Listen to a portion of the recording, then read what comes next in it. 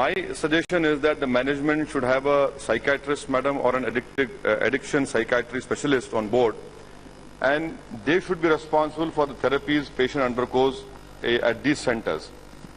Second point, madam, is that this term for admission, detention, treatment, discharge should be as in any psychiatry unit.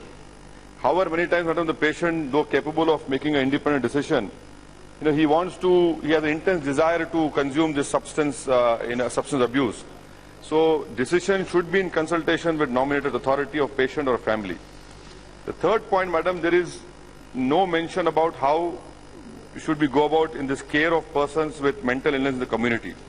This bill is completely silent on care of persons with mental illness in the community.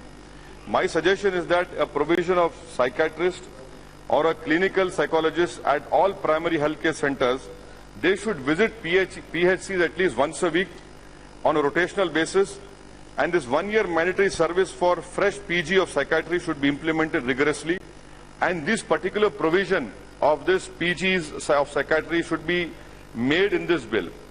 The fourth point, madam, is that this process of license. The National Mental Health Policy, it advocates integration of mental health into general and primary care.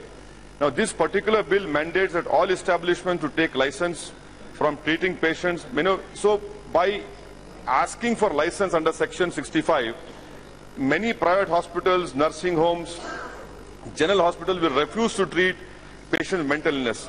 So, can the government consider, have a relook at this whole insistence on having a license?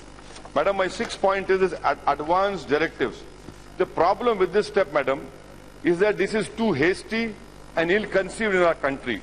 Let me remind the Honourable Minister that this advanced directives will be counterproductive, and this will lead to many issues, because the Cochrane database of systematic review on advanced treatment directives for people with mental illness has reported that there are few data available to make definitive recommendations to introduce it. Even in the Western world, this has certainly not had its intended effect, madam. Now, coming to the nominative representative, this insistence on nominated representative, madam, it breaks the very backbone and fabric of a society, that is the family. So, the bill needs to make provision that at least one member needs to be present with the patient during